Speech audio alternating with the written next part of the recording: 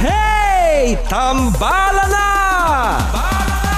At eto na sila, ang nag-iisang masugid na tagahanga ni Nicole Yala.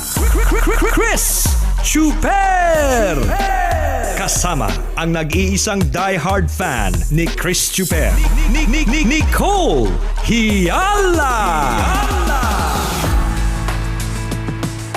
Dear Nicole and Chris. Dear Nicole and Chris. Dear Nicole and Chris. Dear Nicole and Chris. Magandang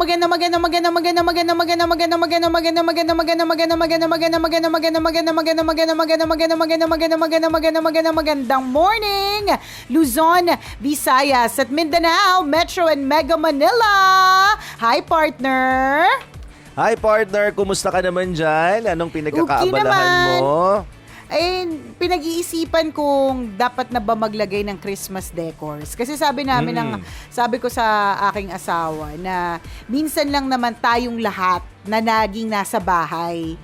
So, 'di ba na parang as in like literally every day and most of the hours, hindi, if not all the time, nasa bahay habang panahon ng nitong quarantine, 'di ba? So, alam mo naman ang lakas maka-good vibes ng mga Christmas decors. Kaya lang baka ma-bad vibes din kasi mahal din kasi sila. So, tama. So hanggang isip-isip lang yung mga ganyang klase mga bagay-bagay. Ako nakakaloka. Pwede mo naman siyang gawin, ulit-ulitin mo lang yung mga yung mga Christmas decorations mo from years back. Gamitin mo na lang din ulit. Pwede naman. Kaya lang may mga tao kasi gusto nila every year bago yung nila nakasabit sa Christmas tree. Yung iba naman kung talagang may resources, bago yung buong Christmas tree. So, sana all, di ba? Hindi, tsaka yung iba partner, nagsa-stylist pa sila. Oo nga, nag-hire pa ng nag-hire pa sila ng stylist. Oo. May nakita nga ako partner, parang isang pinapauso yung tunay na puno. Okay. Tunay na pine pinatubo sa loob ng bahay, naghukay ng lupa. Hindi kasi 'di ba sa ibang bansa partner, 'di ba ganon? Yung mga Christmas tree nila are real trees na mga pinuputol talaga tas just for the occasion. Tas mas mabango talaga 'yon kasi natural na puno talaga siya, yung ganun. Pwede mo naman gawin diyan sa loob ng bahay ninyo. Try mo putol ng puno ng mahogany tas lagay mo sa loob. Mas mataas pa sa bahay nyo. Nakakaloka. Grabe issues. Wala lang. Parang ang sarap lang na may Christmas decors. Kaya lang kasi, kung halimbawa, sira na yung Christmas decors, makikita mo lahat yan di ba? Oo. Parang halatang luma na. O yung pine tree nyo, balik na yung sanga, hindi naman kahit diretso mo, halatang diniretso mo lang siya ng pilit. Pero galit na yung pine tree. Ba't mo pa daw siya pinipilit patayuin? Ayaw niya na nga. Kumbaga sa age partner, rayumahin na yung pine tree, di ba? Kumukuluntoy na yung mga sanga, pilit mo pang inuunat, ayaw na nga niya, di ba kasi ngalay na siya. Ay, nako. Pero pag bagong Christmas tree, talaga ganda ng pagkakatayo Yung tindigan niya, ang gandang tingnan. Pero pag luma, pag luma halata mong pagod na siya. Oo, halata mong kalbo na siya. Di ba may gano'n? Yung kulang-kulang na talaga yung mga sanga. Hay nako, good luck po and enjoy kung ang eksena po ninyo as early as now meron na po kayong mga Christmas decors. Ang lakas naman po kasi talaga maka-good vibes na mga yan. Oo naman. Ikaw ba creative ka sa paggawa ng mga Christmas decorations? O sa mga nakakahiya namang alibubot, ganyan. Abubot. Nakakahiya naman sabihin kung oo, tapos pag tinignan sa picture, pangit naman, di ba? So, huwag na lang ako mag-comment. Hindi na lang. Pwede wala, mong gawin, secret. diba, yung madami nakakapunan ng hikaw mo. Kasi yung mga naglalaki ang hikaw po ni Nicole, actually, pwede po talaga siya maging abubot ng Christmas tree. So, pwede mo siyang gawin para magkaroon siya ng purpose this year, o this Christmas. Kaso ang laki nun, ang liliit na nun pag nilagay mo na sa Christmas tree. Ilang hikaw yun, partner. Hindi, pero tama yan, naisip mo maganda rin yung themed.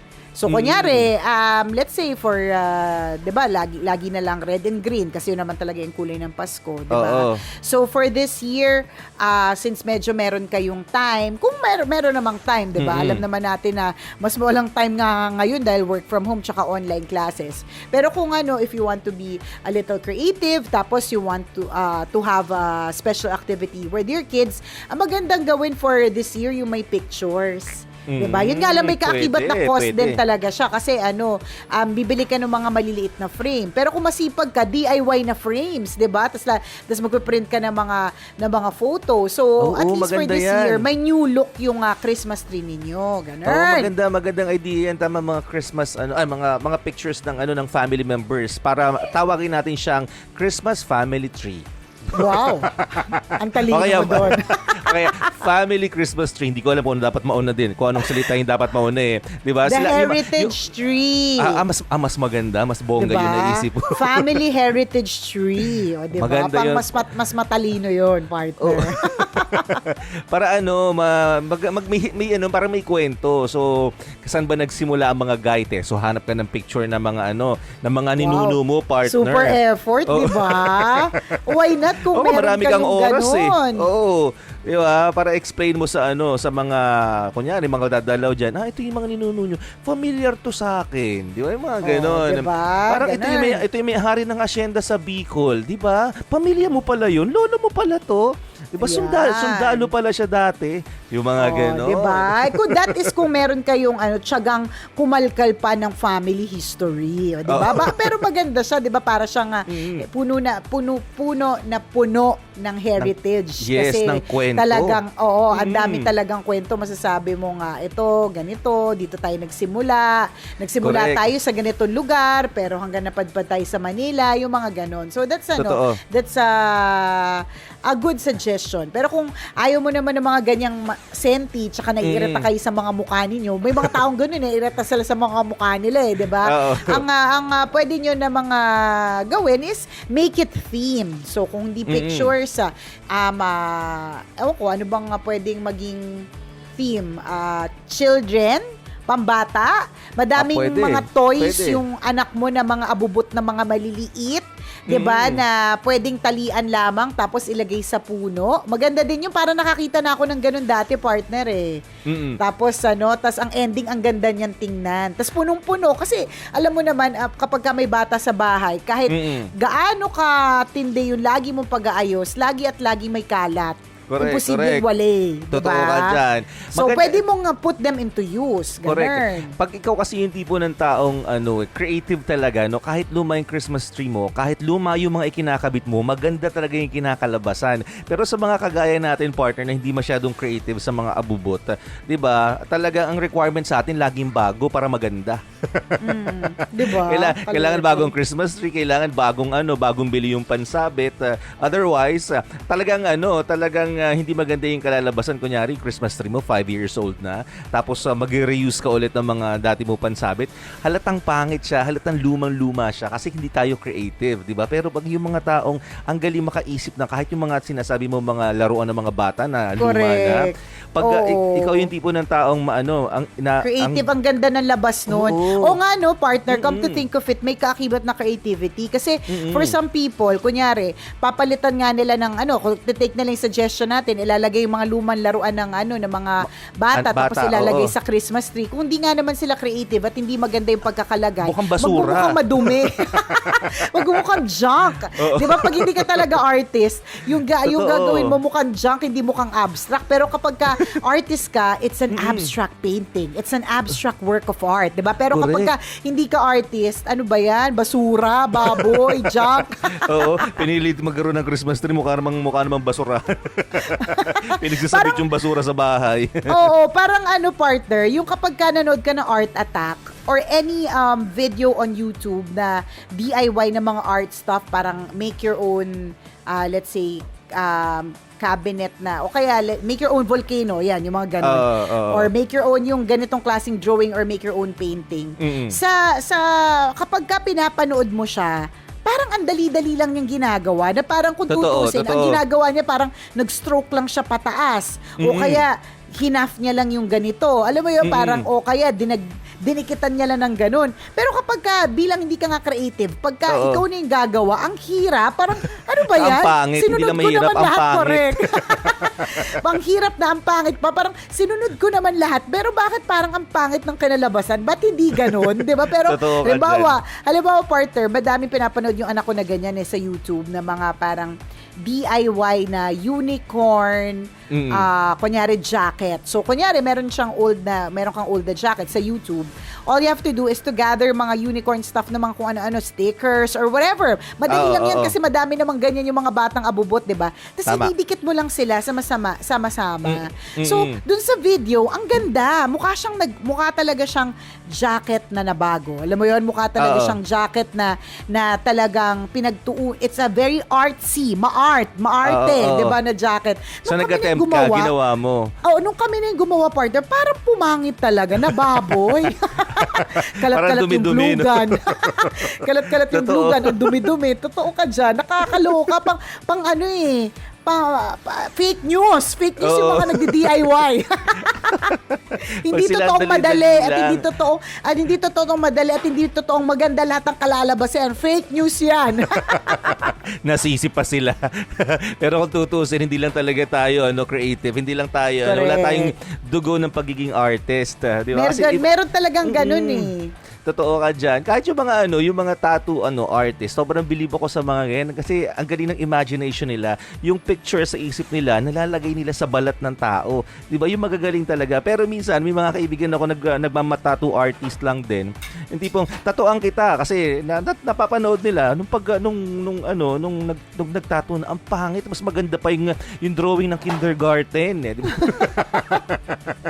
Yung mga ganun kasi hindi sila artist. Kumbaga, gusto lang nilang gawin. Unlike pag talagang natural na may pagka-artistic, nasa isip mo pa lang, napipicture mo na kung gaano kaganda yung kalalabasan. Diba ganun sila. So, ang mangyayari dito sa Christmas tree mo, partner, bili ka na lang ng bago. Yun. Ready na yun. Itatayo mo na lang. Maharli kayo mga ganyan. Wala tayong budget sa mga extrang pagpapatayo. Ang ganito na lang ang gawin ko. Deadma na lang sa Pasko. Walang decors, walang gastos. Itulong mo, lilipas din. Lilipas din naman. Ay, nako, nakakalurky. Pero tuloy pa rin ang Pasko. Yan, ika nga sa kanta ng tambalan na tuloy pa rin ang Pasko. Naalala ko lang isang tambalanista natin na nagtatanong, sabi niya lang, nabasa ko lang sabi niya, Dear Nicole and Chris, tambalanista since 2005, ano po ba dapat gawin sa mga kaibigan on Facebook na kahit hindi mo naman talaga ka-close, humihingi ng financial help? Nakaka-guilting hindi tulungan, pero sa totoo lang naman, hirap din naman kami. Do I deadma o ano po ba dapat kong gawin? Ayan. Wala lang, kasi parang naalala ko lang nung nabasa ko to kasi Christmas naman. Kung meron ka namang season of sharing naman, papasko naman, 'di ba? Ang arte naman ng kuno-kuno mong friends sa Facebook kung nagbigay ka ng help tapos hindi niya tinanggihan kasi nalitan siya. Suntukin ko yan Sampalin ko yan ng isang kaban ng bigas Damihan mo na 3 kaban, partner. Para matindi-tindi, para malakas-lakas ang impact. Huwag naman ganun. Ang pagbibigay, 'di ba? Ang binigay sa iyo maliit o malaki, pasalamat ka, binigyan ka, 'di ba? Correct. Yun diba? lamang so, yun. Kung wala lang, kung naiisip mo lang, since Pasko naman ang topic namin ni partner, 'di ba? Inisip mo, you can share a part of it na hindi mo naman ikahihirap ng husto, hindi mo naman talagang, alam mo 'yon, parang masarap din naman kasi sa pakiramdam nyo may tumutulong pero na may tinutulungan. Pero syempre walang pilitan, lalo kung hindi mo naman ka-close, tas ngayon ka lang minessage, tas hindi mo na nga matandaan kung saan mo nakilala itong taong ite, di ba? Kasi maaaring nag-send lang siya ng message, it's not personal to you Maaaring send to all the friends on Facebook. Tapos, baka sakali kung sino man yung tumulong, 'di ba? Kasi syempre naman, it's all about volume. Kapag ka dumami yung magbibigay, mahihingan, edi mas madami at mas malaki. Yung ganun ba? Totoo ka dyan. So, nasa iyo yan.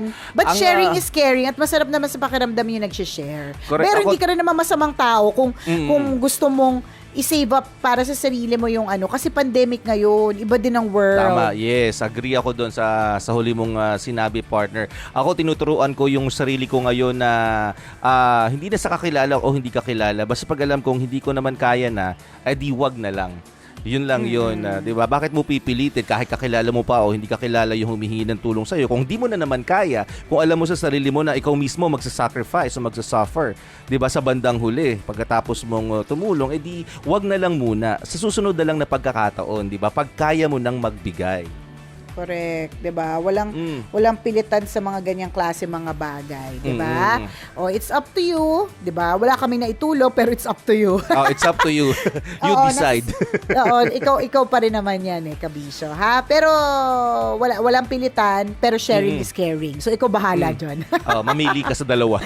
Pili ka sa dalawa. Ay nako, maraming salamat kabisyo sa pagtutok sa amin ngayong araw na ito. Mamayang alas 9, isa na namang kwento mula sa ating Mahiwagang Burnay ang ating mapapakinggan kaya't inyong pakaantabayanan. Gotta go mga kabisyo. Muli ako po si Nicole Yala. At ako naman si Cambio King Chris Chuper. Na nagpapaalala, una magdasal ka para mabuhay ka. Pangalawa, mag-face mask ka para mabuhay naman ang iba. Yon! Always your number one. SM radio station.